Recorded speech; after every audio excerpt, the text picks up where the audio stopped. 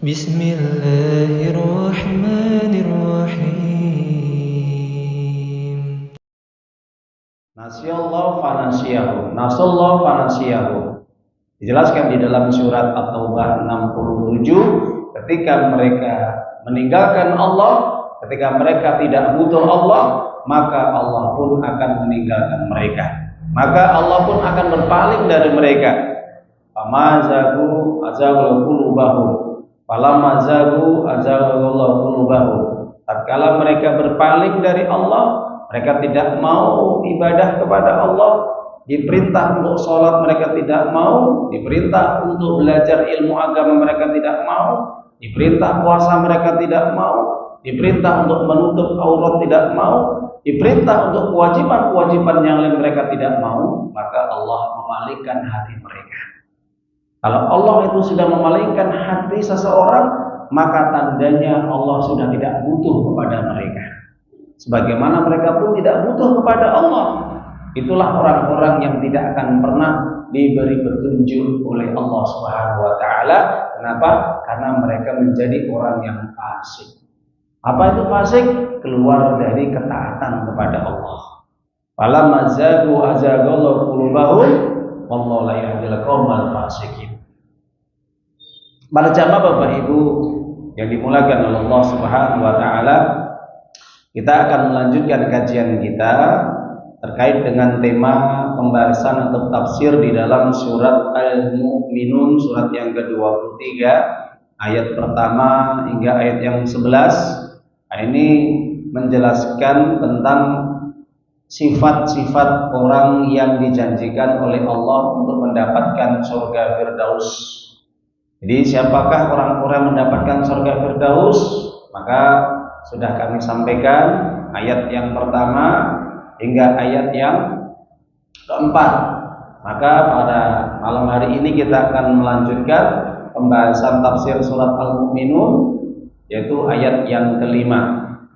Di dalam ayat yang kelima ini, orang-orang yang disifati sebagai penghuni surga Firdaus, yang mereka akan menempati surganya Allah, surga yang paling tinggi, surga yang paling indah, surga yang paling luas, surga yang paling menawan, yang paling harum wanginya dan yang lainnya. Maka termasuk mereka orang-orang yang senantiasa berinfak di jalan Allah, bersedekah di jalan Allah. Mereka orang menjaga keimanan tauhidnya, mereka yang senantiasa menjaga sholatnya dengan khusyuk, mereka senantiasa menjaga dari ucapan-ucapan maupun perbuatan-perbuatan yang tidak memberikan manfaat untuk dirinya. Dan juga mereka yang senantiasa menjaga kemaluannya. Artinya mereka orang-orang yang terbebas dari perbuatan zina. Para jamaah Bapak Ibu rahimana rahimakumullah ta'ala, maka dari pembahasan malam hari ini kita akan mencoba mengupas dari persoalan-persoalan tentang masalah bab zina, sehingga nanti akan kita pahami secara mendalam ya, karena terkait dengan ayat ini maka kita akan hubungkan dengan keterangan-keterangan di dalam ayat-ayat yang lain terkait masalah zina. Maka orang-orang yang senantiasa menjaga kemaluannya, menjaga kehormatannya, baik laki-laki maupun perempuan, mudah-mudahan mereka termasuk orang-orang yang disifati sebagai calon penghuni surga Firdaus. Ya, jadi para jamaah Bapak Ibu, kenapa Allah menyebutkan di antara sifat penghuni surga Firdaus ini adalah orang yang menjaga kemaluannya dari perbuatan zina? Kalau kita tarik ulur para jamaah Bapak Ibu terkait dengan kondisi akhir zaman ini atau semakin dekatnya hari kiamat ini, kalau kita berpikir kira-kira perbuatan zina ini sedikit atau banyak? Repot baca Bapak Ibu? Sedikit atau banyak perbuatan zina ini? Banyak. Perbuatan zina itu banyak sekali, bahkan melebar luas, sudah menebar di mana-mana. Dan ini tidak dipungkiri, Terima atau tidak terima, yakin atau tidak yakin, ini sudah diprediksikan oleh Nabi Sallallahu Alaihi Wasallam 14 abad yang telah lalu, 1400 tahun yang telah lalu. Bahwa Nabi sendiri menyebutkan min asratis sa'ah yakilal ilm, ya, wa taharul jahl wa taruz zina. Di antara tanda-tanda semakin dekatnya hari kiamat, tanda-tanda sugro, tanda-tanda kiamat kecil, di antaranya adalah ketika ilmu itu diangkat oleh Allah. Atau di dalam riwayat yang lain, sedikitnya orang yang mau belajar agama. Nah, kalau kita lihat sekarang ini malam Ahad ini, banyak yang ke masjid atau musola untuk melaksanakan ibadah sholat maghrib atau isya berjamaah kemudian ngaji, dibandingkan dengan mereka yang hanya nongkrong-nongkrong, tidak ibadah sholat atau tidak mau belajar ilmu. Banyak mana? Banyak mana Pak Bu? Banyak mereka yang tidak peduli terhadap panggilan Allah, hayalas sholal falah. Banyak mereka yang lebih menghabiskan waktunya hanya untuk hura-hura. Lebih banyak mereka yang menghabiskan umurnya hanya untuk perbuatan yang tidak bermanfaat, bahkan terjerumus dalam perbuatan maksiat, daripada mereka yang tunduk patuh ibadah kepada Allah, meramaikan rumah-rumah Allah, memakmurkan masjid-masjid Allah, mendatangi majelis-majelis ilmu. Ini fenomena yang hari ini kita rasakan Bapak Ibu, baik yang sudah tua maupun yang juga muda kita. Ini bukti nyata bahwa semakin dekatnya hari kiamat ini, ilmu semakin diangkat. Orang belajar ilmu semakin menipis, semakin berkurang, semakin langka. Kepedulian terhadap ilmu agama ini semakin banyak ditinggalkan oleh orang yang mengaku Islam. Padahal menuntut ilmu belajar agama itu wajib atau sunnah Pak Bu? Wajib. Belajar agama itu hukumnya fardhu ain, sebagaimana kewajiban sholat, sebagaimana kewajiban puasa, sebagaimana kewajiban zakat, haji, dan kewajiban-kewajiban yang lain. Makanya Rasulullah SAW bersabda dalam hadis Ibnu Majah, "Thalabul ilmi fardhatun 'ala kulli muslim." Jadi mencari ilmu itu wajib Bapak Ibu. Nggak bisa orang itu kemudian mewakilkan anaknya, mewakilkan suaminya, mewakilkan istrinya.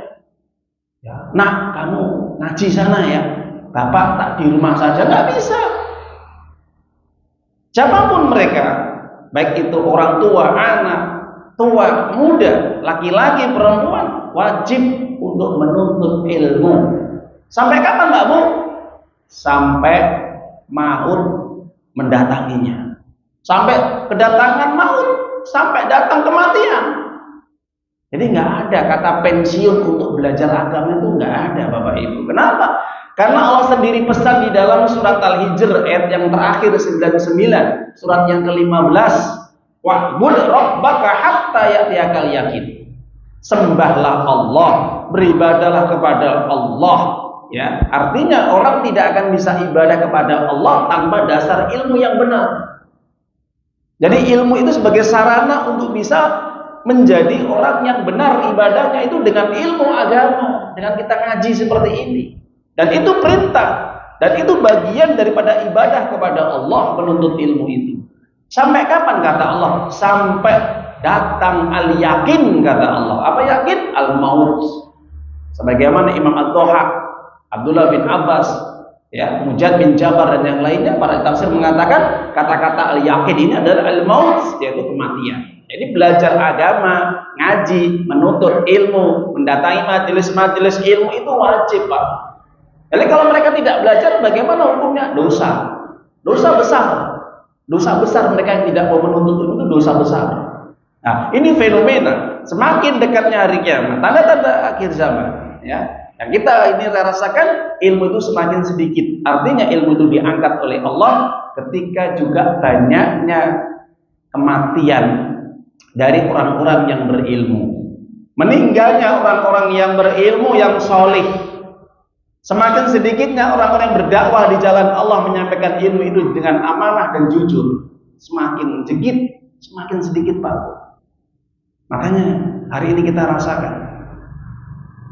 Bukan hanya orang yang kemudian tidak menuntut ilmu disebabkan karena mereka malas, tapi karena ini disebabkan karena mereka tidak menuntut ilmu karena bodoh, jahil kata Nabi. Apa penyebab jahil? Orang yang jahil itu adalah orang yang memang pada hakikatnya dia ini tidak mau belajar, malas untuk dia belajar. Karena dia tidak mau belajar jadi bodoh. Orang bodoh itu tidak mengenal Allah. Orang bodoh itu tidak mengenal untuk ibadah kepada Allah. Sehingga ketika diajak untuk ibadah mereka tidak mau. Karena apa? Karena jahil tadi, Pak. Sehingga mereka terjerumus dalam perbuatan maksiat. Ketika mereka terjerumus dalam perbuatan maksiat, ya sudah. Dengan kebodohannya itulah dia menikmati perbuatan maksiat yang dia lakukan. Makanya kan Rasulullah merentetkan ya ataupun mengurutkan ketika terjadi ilmu itu sudah mulai menipis, banyaknya wafatnya para ulama, orang-orang yang alim mengajarkan agama semakin sedikit, maka tersebarlah kebodohan. Ketika orang itu sudah bodoh, terkungkung dalam kebodohannya karena tidak punya ilmu, yang terjadi apa? Terjerumus dalam perbuatan maksiat. Makanya mereka yang berbuat maksiat itu kebanyakan mereka tidak punya ilmu. Mereka senang ya minum minuman khamr, mereka senang berjudi, mabuk, berzina, makan riba, membunuh, merampok, mencuri, sabung ayam, ya, dan masih banyak perbuatan-perbuatan dosa yang lainnya. Kenapa? Karena kebodohan mereka, Bapak Ibu. Mereka tidak mau belajar, mereka tidak mau menuntut ilmu, sehingga Allah sesatkan mereka. Makanya di antara tersebarnya perzinahan, Bapak Ibu, di tengah-tengah masyarakat itu, kenapa? Karena mereka jauh dari ilmunya Allah. Mereka jauh dari tuntunan Nabi Muhammad SAW. Mereka jauh dari hidayah. Itu penyebab mereka terjerumus dalam perbuatan maksiat, terutama zina. Banyaknya perzinahan di tengah masyarakat kita, Pak. Yang ini dilakukan kebanyakan para pemuda-pemudi. Meskipun juga orang tua pun yang mungkin ada yang melakukannya. Maka dari sinilah kita pentingnya untuk belajar. Nah, maka di sini para jamaah Bapak Ibu, tema yang akan kita bahas terkait dengan orang-orang yang senantiasa menjaga kemaluannya dari perbuatan zina, atau orang-orang yang tidak melakukan masturbasi ataupun onani, kata Imam Syafi'i ketika menafsirkan surat Al-Mu'minun ayat yang kelima.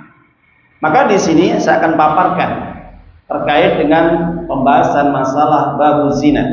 Yang pertama para jamaah Bapak Ibu, penyebab timbulnya zina, dan ini merebak di tengah masyarakat kita. Kalau kita lihat yang hari ini, saat ini zina itu dilakukan tidak hanya orang yang umurnya itu sudah di atas 20, 30, 40, tidak. Bahkan anak-anak yang masih SD. Bayangkan Bapak Ibu, anak SD sudah berani untuk melakukan perbuatan orang yang di luar pernikahan. Ya. Di luar pernikahan, hubungan seksual dinamakan zina kalau bahasanya. Maka kalau kita lihat perbuatan zina ini sudah menjangkiti anak-anak yang masih belum balik kadang-kadang. Nah, ini penyebabnya apa Bapak Ibu? Ini penyebabnya apa? Ini penyebabnya adalah gadget HP. Berdasarkan sensus dari orang-orang atau anak-anak yang melakukan perzinahan ini disebabkan karena apa? Pengaruh dari tontonan yang tidak bermanfaat, yang mempengaruhi pola pikir mereka. Ketika anak-anak ini tidak memiliki basic agama yang kuat, ya, pikiran yang bijak, ya, maka yang terjadi apa? Yang terjadi tontonan-tontonan yang mereka lihat itu merusak pikiran mereka, sehingga membentuk karakter menjadi anak-anak yang tidak karu-karuan. Kita lihat di media sosial, Bapak Ibu, hampir ya sehari-hari kita disuguhkan dengan berita-berita anak SD berzina, anak SMP berzina, menghamili pacarnya dan sebagainya. Waliyadzubillah. Kerusakan tatanan kehidupan manusia. Saya mengutip ya dari seorang ustadz ya, pakar masalah pendidikan, ya, yaitu Budi Azhari, beliau menyampaikan, ketika pendidikan itu dijalankan tanpa adanya penerapan akhlak, nilai-nilai Islam, aturan-aturan Islam yang benar, yang terjadi hanya sia-sia, sehingga munculnya perilaku yang tidak benar, perilaku yang menyimpang dari syariat. Intinya apa? Ketika orang belajar, ketika orang dia ini mencari ilmu ya, tanpa didasari akhlak, tanpa dibarengi dengan akhlak yang baik, pemahaman ilmu agama Islam yang benar, yang terjadi kerusakan. Itu yang kenyataannya. Maka ujung-ujungnya orang yang hari ini mereka sekolah, yang dicari hanya dunia, yang dicari hanya dunia, supaya mendapatkan ijazah. Padahal yang paling terpenting orang itu ketika dia belajar adalah bagaimana supaya menjadi orang yang semakin dekat kepada Allah, semakin taat kepada Allah, bukan semakin menjadi orang durhaka kepada Allah. Ini ada yang salah pola pendidikan secara umum, Bapak Ibu, karena jauh dari nilai-nilai Islam. Bisa jadi kesalahannya mungkin ya pelajaran yang disampaikan, atau mungkin bisa jadi kesalahan dari yang mengajarkan, sehingga terbentuk ya murid-murid atau anak-anak yang mungkin jauh dari agama Allah. Bahkan kalau kita lihat viral guru ya merudah paksa muridnya, ada nggak Pak Bu? Banyak sekali Pak Bu. Di daerah Makassar ya, baru viral ini, seorang guru merudah paksa ya, menzinai muridnya. Bayangkan, dengan iming-iming apa? Nanti kamu akan saya kasih nilai, kamu akan saya luluskan, nanti kamu akan saya kasih ya ini dan itu. Padahal kalau dilihat anak perempuan ini adalah anak yang yatim Pak. Di SMA-nya, anak juga SMA ini Pak. Hak ini. Kenapa? Saya selalu update ya, melihat berita-berita itu supaya menjadi bahan saya untuk menyampaikan kepada penjenengan-penjenengan ini bahwa kondisi saat ini ya tidak baik-baik saja. Kenapa? Ini berdasarkan fakta, prediksi Nabi jauh-jauh yang telah lalu. Nabi menyampaikan tersebarnya perzinahan. Bahkan anak-anak SD itu mereka sudah hamil duluan. Ada itu di daerah NTT. Ya. Jadi banyak sekali kasus Bapak Ibu.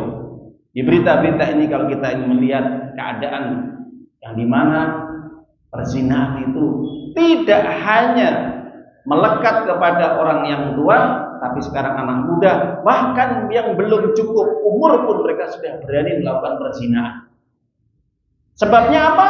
Sebabnya karena yang krusial ini adalah sebab karena mereka sering biasa melihat tontonan-tontonan yang betul-betul rusak pikiran dan jiwa mereka. Ya.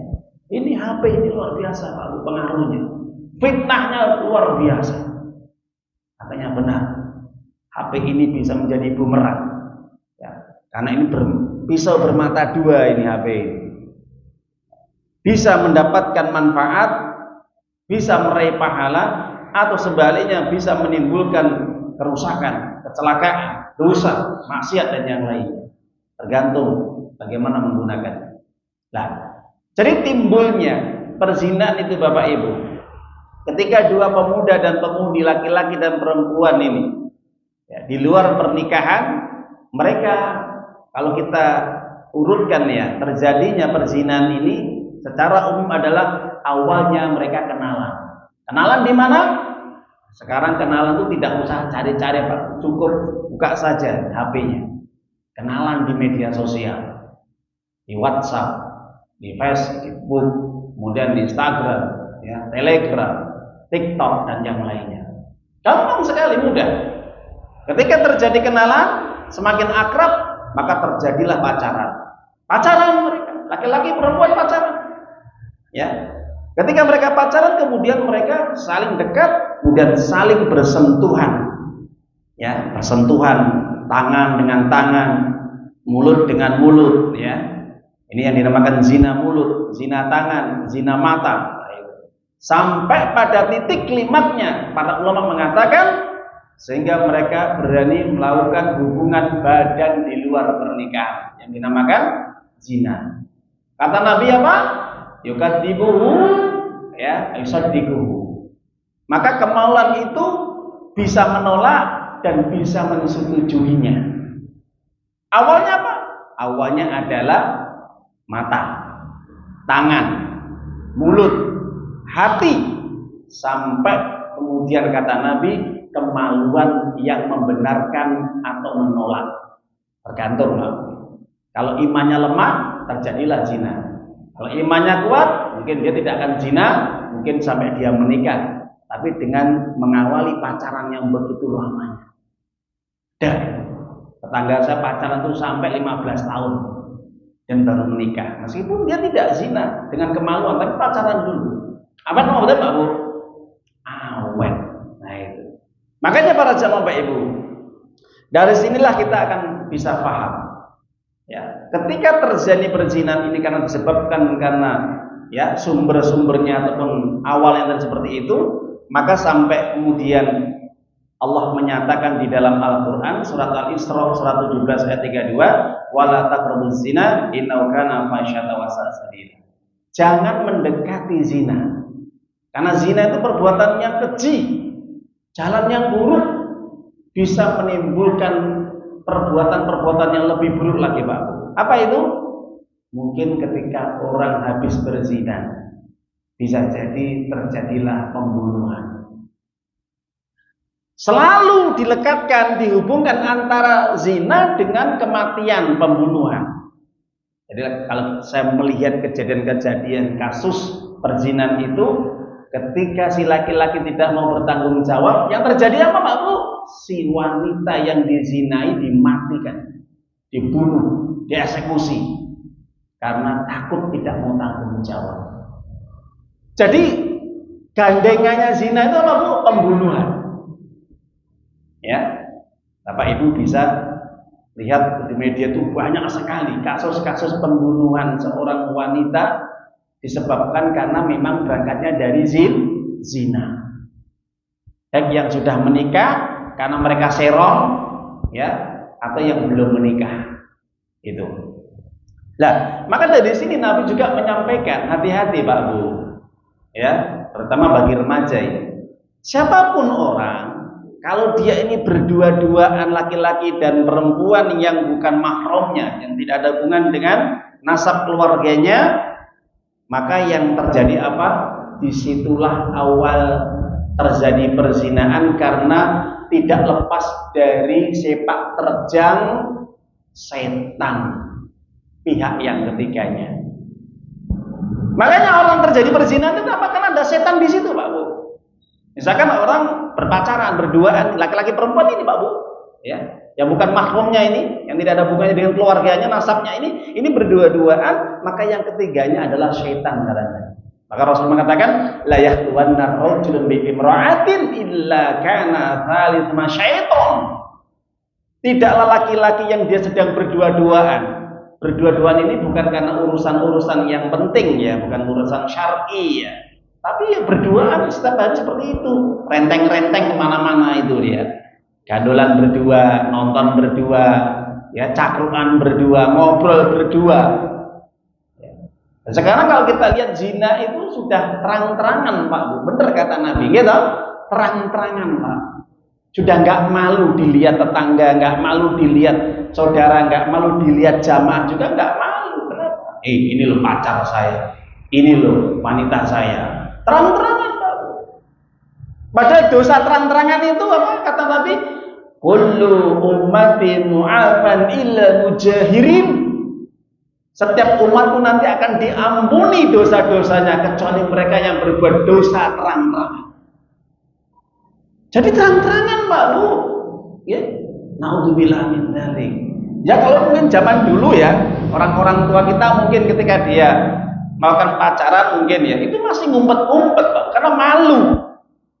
Zaman sekarang itu nggak ada malunya Pak. Sudah bahkan bangga. Dan yang lebih tragis lagi, ini orang tua yang rusak, orang tua yang salah kaprah, ya, ketika mengatakan kepadanya, "Le, mana pacarmu? Kok tidak kamu bawa ke rumah?" Luar biasa ini, Pak. Rusaknya orang tua yang bertanya kepada anak laki-lakinya, "Mana pacarmu? Tidak kamu ajak ke rumah." Artinya apa? Tidak kamu ajak untuk ke sana ke sini, main sana main sini gitu. Bahkan mengatakan juga, "Le, kok kamu single terus? Apa nggak punya pacar?" Ada nggak orang tua seperti itu, Pak Bu? Banyak sekali di sana, Pak Bu. Bayangkan, orang tua bangga kalau anaknya pacaran. Secara nggak langsung ini orang tua yang dilaknat oleh Allah, orang tua yang dimurkai oleh Allah. Kenapa? Karena dayut. Apa dayut? Orang tua, suami, seorang bapak, seorang ibu yang membiarkan anaknya berbuat maksiat, bahkan ridho, ikhlas anaknya berbuat maksiat. Na'udzubillah min dzalik. Ya, saya sampaikan ini tegas, karena Allah sendiri, Rasulullah mengatakan 3 golongan manusia yang tidak akan diajak bicara, tidak akan disucikan dosa-dosanya, mendapat azab yang berat. Salah satunya adalah ad-diyasah dayut.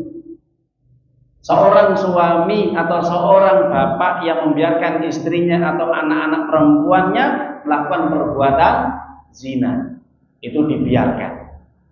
Na'udzubillah min dzalik. Ya. Jadi para jamaah ibu yang dimuliakan Allah Ta'ala, penyebab zina itu disebabkan karena tadi saya jelaskan ya awalnya. Kemudian yang kedua para jamaah ibu, termasuk perbuatan dosa besar. Bahkan dosa besar setelah dosa syirik dan dosa membunuh. Jadi urutan dosa itu kata Allah dan Rasulullah SAW itu ya itu tertib. Ada dosa syirik, ada dosa membunuh, ada dosa zina. Mana dalilnya? Nah, kita buka di dalam Al-Quran surat Al-Furqan ayat yang 68. Allah Ta'ala menyatakan, "Walladzina la yad'una ma'allahi ilahan akhar wa la yaqtuluna an-nafsa allati harramallahu illa bil haqq wa la yaznun wa may yaf'al dzalika yalqa athaman." Orang-orang yang dia tidak beribadah kepada selain Allah dan orang-orang yang tidak membunuh sesuatu yang diharamkan oleh Allah kecuali dengan alasan yang dibenarkan dan juga tidak berzina. Perhatikan urutannya. Orang yang tidak menyekutukan Allah, tidak beribadah kepada selain Allah, orang yang tidak membunuh kecuali alasan yang dibenarkan karena murtad ya atau karena mereka membunuh ya tanpa alasan dibenarkan kisos ya. Yang ketiga kata Allah, dan mereka tidak berzina. Jadi zina di sini oleh Allah diurutkan dosa besar setelah membunuh. Jelas Bapak Ibu ya? Nah, bahkan Nabi Muhammad SAW menjelaskan ketika Abdullah bin Mas'ud radhiyallahu anhu ini bertanya kepada Nabi, "Ya Rasulullah, ayu dzambi a'dzam?" Abdullah bin Mas'ud ini bertanya kepada Nabi, dosa apa yang paling besar?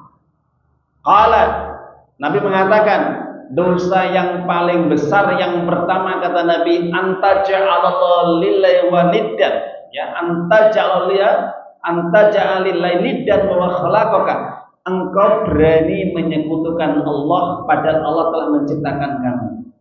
Itu dosa pertama yang besar. Jadi berbuat syirik. Yang kedua, tanya Abdullah bin Mas'ud, "Sumai, kemudian apa lagi ya Rasulullah SAW?" Yang kedua Nabi mengatakan, "Antaqtula waladaka khasyata id'ama." Engkau berani membunuh anakmu disebabkan karena takut miskin, atau membunuh anakmu khawatir anakmu makan bersamamu. Takut miskin maksudnya. Itu. Berani membunuh anakmu. Yang ketiga, semua ayat Rasulullah SAW. Tanya yang ketiga, kemudian Nabi mengatakan, "Antazani, ya, tazaniya bihalilat jarik."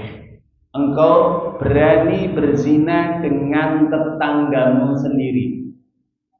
Jelas Bapak Ibu? Jadi berzina ini masuk ke berapa? Dosa besar ketiga setelah membunuh, setelah syirik. Syirik dulu, menyekutukan Allah, membunuh, baru dosa zina. Jadi dosa zina itu juga bertingkat-tingkat. Di sini menyebutkan bahwa seorang ulama Imam Nawawi menyampaikan hadis ini bahwa dosa berzina dengan tetangganya sendiri itu lebih besar daripada dia berzina dengan WTS yang lain. Ya, dengan wanita atau susila, tunasusila dan lain. Jadi kalau ada orang berzina dengan tetangganya itu lebih besar daripada dia berzina dengan orang lain, Pak, dengan wanita yang lain yang bukan tetangganya. Jadi semakin dekat itu lebih besar lagi dosanya. Apalagi berzina dengan iparnya, berzina dengan bibinya, berzina dengan saudara kandungnya. Nauzubillah min dzalik. Ya Allah, ya Allah. Itulah akhir zaman. Ya. Kemudian yang ketiga para jamaah ibu, terkait dengan zina, maka di sini juga dijelaskan bahwa zina itu penyebab terjadinya bencana azab turun dan tersebarnya wabah penyakit taun atau penyakit kulit atau penyakit kelamin yang dinamakan HIV atau AIDS. Ya. Makanya kalau kita lihat WHO menyampaikan, ya, Pusat Badan Kesehatan ya mengatakan, jadi penyakit AIDS, penyakit AIDS itu luar biasa banyaknya, Pak, dibandingkan penyakit-penyakit yang lain terkait dengan penyakit kelamin. Bahkan ini bisa sampai masuk 30%, ya, saking banyaknya penyakit AIDS, ya, penyakit kelamin, dan ini belum ada obatnya, Bapak Ibu. Bahkan seorang dokter spesialis pun kulit itu masih belum bisa bagaimana untuk mencegah, ya, penularan penyakit AIDS, penyakit HIV ini. Itu azab nobutan, Bapak. Azab nobutan, azab Allah yang Allah turunkan berupa penyakit. Jadi mereka yang suka jajan, mereka yang suka, ya, hubungan sosial, hubungan seksual di luar nikah, mereka berzina, maka Allah turunkan siksa untuk dirinya berupa terkena penyakit kelamin. Artinya gonta-ganti dan sebagainya. Makanya ini dijelaskan di dalam hadis Rasulullah SAW, hadis Ibnu Majah. Dan tatahar fahisha fi qaumin qad hatta yu'linu biha illa khasha fihim at-ta'un wal awja' allati lam takun madat fi aslafihim alladina madha. Ketika perbuatan zina ini merebak di tengah-tengah masyarakat secara terang-terangan, maka saat itu Allah menurunkan wabah penyakit berupa taun, yang penyakit mematikan dan penyakit-penyakit lainnya yang belum pernah terjadi pada umat-umat yang terdahulu. Jadi munculnya taun ini, Pak Buya, itu pada zaman Nabi Musa, sebagian ulama mengatakan, ya.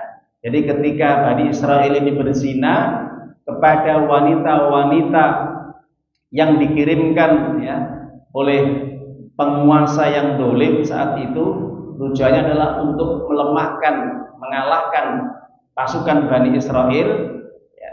Maka caranya dengan si laki-lakinya itu dirayu dengan wanita-wanita yang cantik sehingga mereka melakukan berzina. Maka Allah turunkan penyakit taun atau penyakit kulit tadi. Banyak yang meninggal dunia. Itu sejarahnya kurang lebih seperti itu. Kemudian jelaskan dalam hadis yang lain, Rasulullah SAW bersabda, "Idza dhahara zina war riba fi qaryatin faqad tahallu bi anfusihim adzaballahu ta'ala." Jika perbuatan zina dan perbuatan riba ini sudah menyebar di suatu wilayah kampung, negeri, desa, kota dan yang lainnya, maka sungguh masyarakat itu telah menantang azab Allah untuk diturunkan. Jelas Bapak Ibu, ya? Jadi ketika di tengah masyarakat itu, masyarakat kok senang dengan perbuatan zina itu dibiarkan, tidak ditanggulangi, tidak dicegah, ya, dan juga perbuatan riba, ya, maka secara nggak langsung dia telah menantang untuk menurunkan azab Allah. Jadi rela diturunkan azab Allah itu senang dia. Na'udzubillah min dzalik. Jadi para jamaah ibu, itu penyebab terjadinya bencana siksa. Kemudian para jamaah ibu, selanjutnya hukuman zina di dunia. Jadi orang yang berzina ini ada hukumannya secara hukum Islam atau had bagi pezina. Bagi pezina yang belum nikah atau yang dinamakan ghairu muhsan ini dicambuk 100 kali. Dicambuk 100 kali, Pak.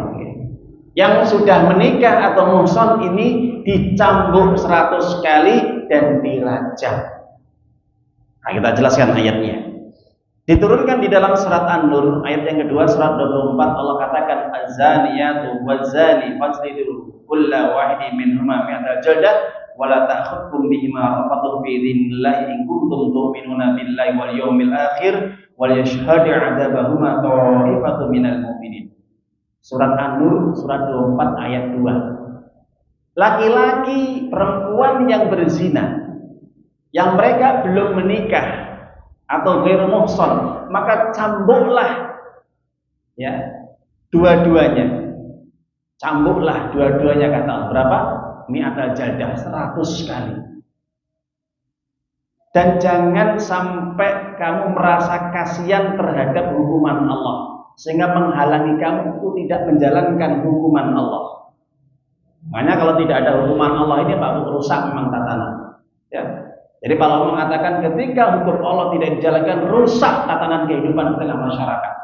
Ya, kita sudah merasakan hari ini. Nah, kemudian Allah menyatakan dan hendaknya hukuman itu disaksikan oleh sebagian kaum muslimin atau orang-orang beriman. Jadi bagaimana hukuman zina, Pak Bu? Hukuman zina itu dicambuk 100 kali, yang ini belum menikah ya. 100 kali, kemudian hukuman itu disaksikan oleh banyak orang, artinya dijalankan di tengah tanah lapang ya, area yang terbuka sehingga orang bisa melihatnya. Tujuannya apa Pak Bu? Tujuannya supaya jerah. Nggak kasihan Ustaz. Kasihan mana kalau terjadinya zina itu rusak baik tatanan keluarga maupun tatanan sosial masyarakat. Betul? Tadi saya katakan tadi mengundang azab Allah. Jadi beginilah sebab-musababnya kalau seandainya hukuman Allah tidak dijalankan, berarti dia telah merelakan untuk turun azab Allah. Maka perbuatan zina ini dicambuk 100 kali. Kemudian diasingkan. Di dalam hadis Nabi dari Zaid bin Khalid al-Juhainah katakan, sami'tu Nabi sallallahu alaihi wasallam ya'muru bima la yuhsan mi'ah jaldah wa taghrib'an. Saya mendengar langsung dari Nabi, orang yang belum menikah ketika dia berzina maka dia dicambuk 100 kali kemudian diasingkan. Diasingkan itu digewak, sampah masyarakat. Ya, orang zina itu kalau bahasa itu sampah masyarakat ya. Jadi nggak pantas dia tinggal di masyarakat itu. Ya. Jadi membuat nanti pengaruhnya luar biasa. Ya. Ini biar dia jerah. Nggak boleh dia bertempat tinggal di situ. Hadis Imam Sahih Imam Ibnu Majah. Baik. Kemudian para jamaah Bapak Ibu yang dimulakan oleh Allah Taala, bagi yang sudah menikah, perbuatan zina yang mereka lakukan sudah menikah, ya, baik itu janda ataupun duda atau yang masih punya istri atau suami, maka Rasulullah mengatakan cambuk dia 100 kali dan rajam dia. Mana dalilnya? Nah, kita buka di dalam hadis Imam Muslim. Rasulullah mengatakan khudhu anni faj'alallahu lahunna sabila bikru bil bikr al-jida mi'ah wa nabiyasana was-sayf jildu mi'ah warajm. Nabi pernah menyampaikan, ambillah hukuman dariku, ambillah hukuman yang Allah tetapkan dariku, ya. Dan sungguh Allah telah menjadikan jalan bagi mereka, artinya hukuman bagi mereka. Bagi laki-laki atau perempuan yang belum menikah berzina, cambuk 100 kali, asingkan mereka selama setahun. Yang belum menikah, cambuk 100 kali masing-masing laki-laki perempuan tadi yang belum menikah, setelah dicambuk 100 kali, asingkan mereka dari tempat tinggalnya. Sedangkan mereka wasaib yang mereka sudah menikah, sudah punya istri, sudah punya suami atau duda atau janda, maka cambuk 100 kali, rajam mereka. Bagaimana hukuman rajam Bapak Ibu? Syekh Abu Bakar Al-Jazairi, Syekh Abdul Azim Al-Badawi Al-Khalafi di dalam kitab Wajib Fikih Sunnah, di dalam kitab Minhajul Muslim, di dalam kitab Fikih Sunnah, Syekh Sabiq, para ulama fikih mengatakan rajam itu bentuknya adalah ketika seseorang itu diikat kedua tangannya, kemudian mereka dibuatkan lubang, kemudian dimasukkan lubang sampai kemudian ke dada mereka, lubang tadi, lubang tanah, kemudian diurut, dipendam dengan tanah tadi, kemudian dilempar batu sampai meninggal dunia. Itu hukuman rajam, Bapak Ibu. Jelas Bapak Ibu? Itu hukuman bagi mereka yang sudah menikah. Baik, kita azan dulu sampai. Rajam Bapak Ibu yang dimuliakan oleh Allah, kita lanjutkan. Jadi bagi perbuatan orang yang melakukan perzinahan, yang sudah kami jelaskan tadi, setelah hukum Allah dalam syariatnya Allah sampaikan melalui lisan Rasulnya Nabi Muhammad SAW. Jadi bagi mereka yang belum menikah, dicambuk 100 kali kemudian diasingkan. Bagi mereka yang sudah menikah atau muhsan, mereka dicambuk 100 kali kemudian mereka dirajam hingga meninggal dunia. Maka dari sinilah para jamaah ibu, Rasulullah SAW menjelaskan, ada 3 hukuman yang itu halal darahnya, yang boleh dibunuh, bahkan wajib dibunuh. Kata Nabi, ada 3. Rasulullah mengatakan, la yahillu damu imri'in muslimin illa fi ihda salas, rajulun zana wa huwa muhsin, farujim, aw rajulun qatala nafsan bi ghairi nafsin, aw rajulun irtadda ba'da islami. Jadi tidak dihalalkan darah seorang muslim kecuali apabila melakukan 3 perkara sehingga menjadi halal darahnya atau boleh dibunuh. Yang pertama adalah laki-laki yang berzina sedangkan dia muhsin, yang sudah menikah. Kemudian dia dirajam sampai dia meninggal dunia. Kemudian yang kedua yaitu orang yang membunuh orang lain tanpa alasan dibenarkan. Maka hukumannya apa? Qisas. Hukuman juga bunuh. Al-Baqarah 178, surat yang kedua. Kemudian yang ketiga, rajulun irtadda ba'da islami, laki-laki yang murtad dari agama Islam itu dibunuh secara hukum Allah, secara aturan syariat. Untuk pelaksanaan hukuman ini, ini tidak boleh hanya serampangan. Maka syaratnya yaitu apabila hukuman ini dijalankan, kalau di situ ada yaitu mahkamah syariah, ada pengadilan syariah atau pengadilan agama Islam. Kalau ada pengadilan agama Islam, di situ ada hakim yang menjalankan dengan hukum-hukum Islam, baru kemudian ditegakkan hukuman-hukuman tersebut. Ini sebagaimana penjelasan Imam Qurtubi, dan juga ulama-ulama yang lain. Para jamaah Bapak Ibu yang dimuliakan Allah Azza wa Jalla, itu hukuman di dunia. Bagaimana dengan hukuman di akhirat? Hukuman di dunia ada, namanya had atau hudud. Ini orang yang melanggar batasan-batasan Allah itu namanya hudud atau had, yang dijalankan, ditegakkan di dunia. Maka juga ada hukuman nanti di akhirat, itu akan dihukum dengan siksa, dengan azab yang berat bagi mereka yang tidak bertobat. Yang tidak bertobat, yang bertobat maka terlepas dari jerat hukum nanti di akhirat. Maka ini pernah ditunjukkan di dalam hadis Nabi, ada seorang sahabat yang namanya Ma'is bin Malik, yang dimana dia berzina, dia sudah menikah. Kemudian ditanya oleh Nabi, betul kamu berzina? Betul ya Rasulullah. Mungkin kamu hanya sekedar memegang-megang saja, bercumbu saja. Mungkin itu hanya sesuatu yang kamu salah, dalam arti menafsirkan itu zina, perbuatan itu. Maka Ma'is tadi tetap menyampaikan, iya saya berzina. Sebagaimana hubungan suami istri, tidak sekedar mencumbu, tidak sekedar mencium, tidak sekedar bersentuhan tangan dengan tangan, tidak berpelukan-pelukan saja, tapi sebagaimana hubungan suami istri. Maka apa kata Rasulullah SAW? Maka bahwa ini mudah rajam dia. Nabi memerintahkan untuk merajam Ma'is bin Malik, yang dia telah melakukan perbuatan dosa besar, berzina, tapi dia mengaku perbuatan zina dan bertobat. maka Allah mengampuni dosa-dosanya.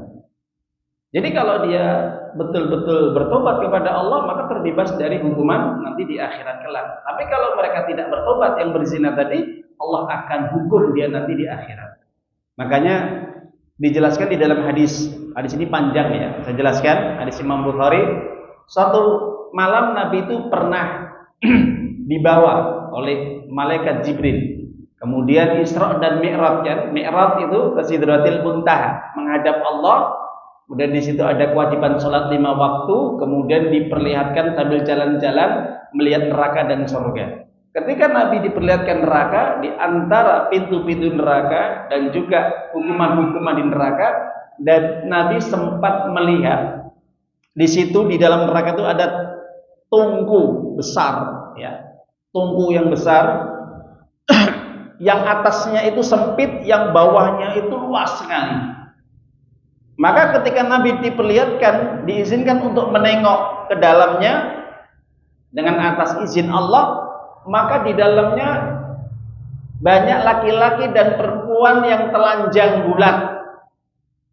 Kemudian mereka meronta-ronta kesakitan, menjerit-jerit, ya, meminta tolong. Kenapa Bapak Ibu menjerit-jeritnya?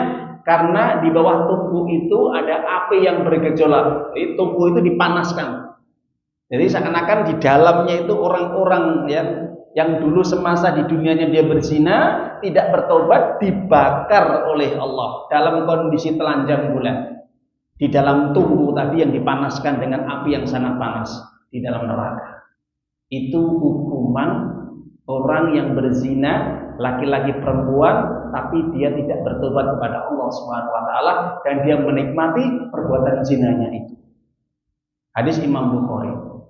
Para jamaah Bapak Ibu yang dimuliakan Allah Ta'ala, terkait dengan zina ini, maka jalanan untuk hukuman itu bisa dijalankan ini, itu memang ada syaratnya. Syaratnya apa Bapak Ibu? Syaratnya itu 2. Yang pertama adalah pengakuan orang yang berzina itu sendiri. Jadi ngaku, sebagaimana Ma'is bin Malik ini mengaku dia berzina, real, ya, nyata dia berzina. Tidak dalam kondisi mabuk, tidak dalam kondisi apapun, ya. Jadi memang dia sedang posisinya sadar, ya, dan tidak dipaksa. Itu pengakuan. Yang kedua, harus mendatangkan 4 saksi. Ya, main-main Pak Bu ya. Jadi hukuman zina itu kenapa kok harus mendatangkan 4 saksi Bapak Ibu para jamaah? Ingat, hukuman perbuatan zina itu lebih mengerikan, lebih menyakitkan, lebih kejam daripada dosa-dosa yang lain. Kalau dosa membunuh, kisos, pancung kepalanya, selesai. Jelas? Ya? Mencuri, potong tangannya. Surat Al-Maidah ayat yang 38. Membunuh, kisos, Al-Baqarah 178. Mabuk, mendem, cambuk 40 kali. Hadis Imam Ibnu Majah. Tapi kalau zina Bapak Ibu, apa hukumannya? Dirajam kalau dia sudah menikah. Dicambuk 100 kali kalau dia belum menikah. Kenapa Bapak Ibu? Sakit Ustaz. Betul, sakitnya luar biasa. Sepadan dengan apa yang dia nikmati, yang itu bukan menjadi perkara yang halal untuk dirinya. Jelas Bapak Ibu? Para ulama mengatakan, hukuman orang yang zina itu dicambuk 100 kali yang belum menikah dan dirajam sampai meninggal dunia yang sudah menikah, dan itu rasanya luar biasa, sakitnya, dilempar batu Pak, sampai mati, ya. Supaya apa? Ketika dia merasakan nikmatnya berzina dengan wanita yang bukan istrinya, dan kenikmatan itu dia rasakan puncaknya mulai ujung rambut sampai kemaluannya.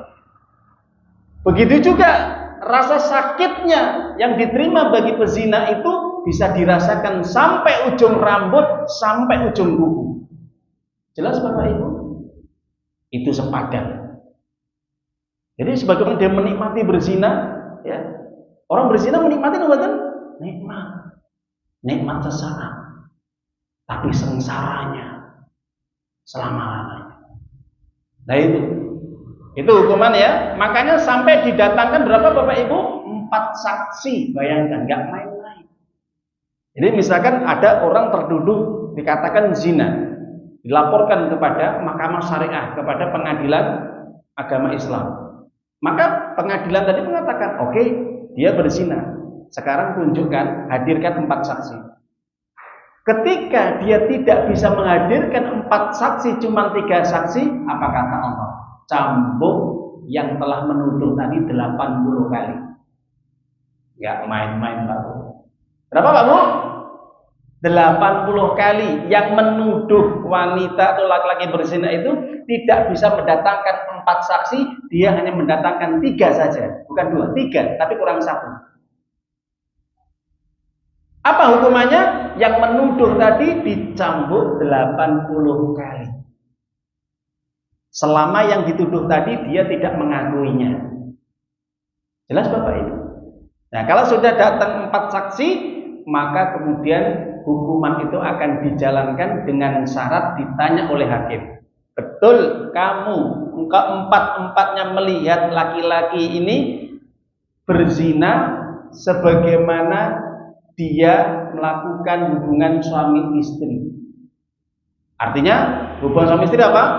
Maaf ya, memasukkan kemaluannya, kemaluan wanita. Betul-betul. Lihat betul Pak. Lihat tenan-tenan. Nggak sekedar cuman kok ada suara. Ini nggak bisa. Jelas Pak Bu? 4 saksi Pak. Nggak main-main karena terkait dengan hukuman yang sangat menyakitkan, mengerikan. Kalau 4 saksi itu melihat betul dengan mata telanjang, mata terbuka, ya, sebagaimana hubungan suami istri ya, telanjang bulat laki-laki perempuan tadi, ya. Dan kata para ulama itu ya, kemauan laki-laki dan perempuan itu sebagaimana hubungan suami istri, baru disepakati dan diakui dan disetujui dan diterima pelaksanaan hukum rajam dijalankan. Jadi berat Pak Bu. Ya, nggak semudah yang dibayangkan. Nggak cuma sekedar nuduh lah ini bahaya Pak. Orang yang menuduh itu nanti dilaknat juga sama Allah. Pada hari kiamat disiksa dengan siksaan yang berat. Di dunia disiksa dengan dihukum dengan cambuk 80, nanti disiksa di akhirat. Ya, makanya Rasulullah mengatakan dalam hadis, ijtanibus sab'al mubiqat. Jauhilah 7 perkara yang membinasakan. 7 perkara membinasakan itu apa? Salah satunya yang ke-7 Rasulullah mengatakan yaitu apa? Qabbul muhsinat al-mu'minat al-ghafilat. Menuduh wanita yang beriman, yang soleh, yang baik-baik dituduh berzina. Itu dilaknat oleh Allah dan seluruh para malaikat. Kenapa? Merusak, mencemarkan kehormatan saudaranya. Nah, ini dalilnya surat An-Nur. Surat yang ke-24 ayat yang ke-4 ya. Nanti Bapak Ibu di rumah dibuka. Saksi 4 orang ya bagi pelaku zina. Allah Ta'ala menjelaskan, walladzina yarmunal muhsanati tsumma lam ya'tu bi'arba'ati syuhada'a fasjiduhum 80 jaldah wa la taqbalu lahum syahadatan abadan wa ulaika humul fasiqun. Orang-orang yang menuduh wanita-wanita yang melakukan zina, kemudian mereka tidak bisa mendatangkan 4 saksi kepada mereka, ya, tidak bisa mendatangkan 4 saksi, maka cambuklah yang menuduh itu 80 kali dan jangan sampai diterima persaksian mereka selama-lamanya. Sekali dia bersaksi bohong, dusta, ketika dia dapati ada orang berzina lagi, tidak diterima saksinya. Ya, kenapa? Ini bahaya orang ini. Kenapa? Nyawa, Pak. Hubungannya nyawa. Ya, jelas? Maka kata Allah, itulah orang-orang yang fasik. Yang fasik. Nah itu. Jadi para jamaah Bapak Ibu yang dimuliakan oleh Allah Ta'ala, begitulah terkait dengan persoalan hukuman orang yang melakukan berzinaan. Maka dari sini kita bisa mengambil kesimpulan. Jadi orang-orang yang nanti pada hari kiamat akan masuk neraka, masuk surga Firdaus, mereka orang-orang yang menjaga kehormatannya. Kalau itu bukan miliknya, itu artinya bukan istrinya, maka dia akan betul-betul menjaga kehormatannya. Kenapa? Karena salah satu orang yang betul-betul nanti akan mendapatkan kemuliaan nanti pada kiamat, mereka orang-orang yang terbebas dari perbuatan zina. Dan termasuk pemuda yang nanti pada hari kiamat, atau laki-laki yang nanti pada hari kiamat, atau wanita yang nanti pada hari kiamat akan mendapat syafaat. Mereka tidak akan merasakan panasnya terik matahari yang diletakkan di atas kepala mereka yang jaraknya 1 mil atau 1 jengkal. Siapa mereka Bapak Ibu? Salah satu dari 7 golongan, yaitu laki-laki yang diajak berzina oleh wanita yang cantik, jelita dan kaya raya. Kemudian laki-laki mengatakan, ini Allah, ya Allah, aku takut kepadamu ya Allah dari perbuatan zina ini. Jelas Bapak Ibu? Begitu juga wanita yang diajak zina oleh laki-laki yang tampan, yang kaya raya. Perempuan yang solehah ini mengatakan, ya Allah, aku takut dari perbuatan zina ini, ya Allah, aku takut, tidak mau ya Allah. Ini merupakan istimewa. Mereka akan nanti dikumpulkan dengan deretan orang-orang yang tidak akan merasakan panasnya nanti di terik matahari yang menyengat di atas kepala mereka. Tidak panas, karena dinaungi dengan naungan Allah di padang mahsyar. Kenapa? Nanti di padang mahsyar kan sudah kita jelaskan, ketika nanti dikumpulkan di padang mahsyar, nanti matahari diletakkan di atas kepala mereka. Jelas ya? Salah satunya 7 golongan itu adalah semasa hidup mereka menjauhi menjauhi perbuatan zina, menjaga kehormatannya. Ini yang kita sampaikan pada malam hari ini. Semoga ini bisa melengkapi daripada penjelasan orang-orang yang akan masuk surga Firdaus, mereka yang tidak melakukan perbuatan zina atau menjaga kehormatan atau kemaluan mereka. Dan yang terakhir, kami sarankan kepada para jamaah, khususnya kepada pribadi saya, maka hendaknya kita senantiasa tetap menjaga diri kita, keluarga kita, anak-anak kita. Seandainya ada anak-anak kita yang mereka sudah siap untuk menikah, syahwatnya sudah siap untuk menikah lahir batin, segera nikahkan mereka, jangan ditunda-tunda. Rasulullah mengatakan, idza khataba ahadukum, kalau ada laki-laki yang datang kepada kalian, mereka meminta anak perempuan kalian, fankihu, nikahkan segera. Jangan ditunda lagi. Kalau mantardona dina wa khuluqan, jelas akhlaknya baik, agamanya baik, soleh, taat kepada Allah, juga baik kepada orang tuanya, segera nikahkan dia. Gak usah dia kaya enggak, dia sudah punya mobil enggak, dia sudah bisa beli motor enggak, dia sudah dianggap jadi pegawai negeri atau enggak. Tidak usah mikir urusan dunia. Kalau sudah siap nikah, nikahkan dulu, biar nanti Allah berikan dunia. Jelas Bapak Ibu? Kenapa? Iyakunu fuqara yughninu min fadli. Ya, kalau dia itu kondisinya tidak cukup, miskin, Allah akan mengkayakan mereka. Enggak usah khawatir, Pak. Orang itu kalau sudah nikah itu pasti dia akan kaya. Ya, tidak harus kaya harta, kaya hati. Cukup qanaah ya dengan apa yang Allah berikan. Jadi jangan menghalang-halangi anak yang sudah siap menikah, jangan dihalang-halangi. Hanya gara-gara perbedaan status sosial, hanya gara-gara karena memang belum dapat pekerjaan, hanya gara-gara nanti makan apa Ustaz? Makan apa? Jangankan kok manusia, semut aja dikasih makan, nggak yakin Pak.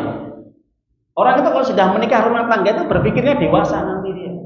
Nah ini insya Allah ya. Yang penting tetap husnudzon kepada Allah, ajari anak-anak kita tentang ilmu agama, kemudian jauhi mereka dari hal-hal yang mendekatkan kepada perzinahan. Kalau sudah siap nikah, nikahkan mereka.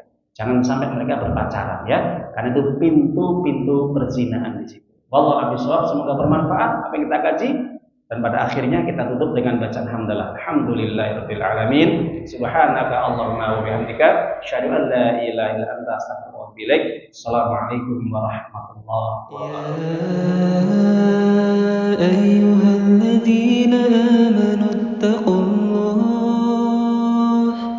ittaqullaha haqqa tuqatih wa la tamutunna illa wa antum muslimun.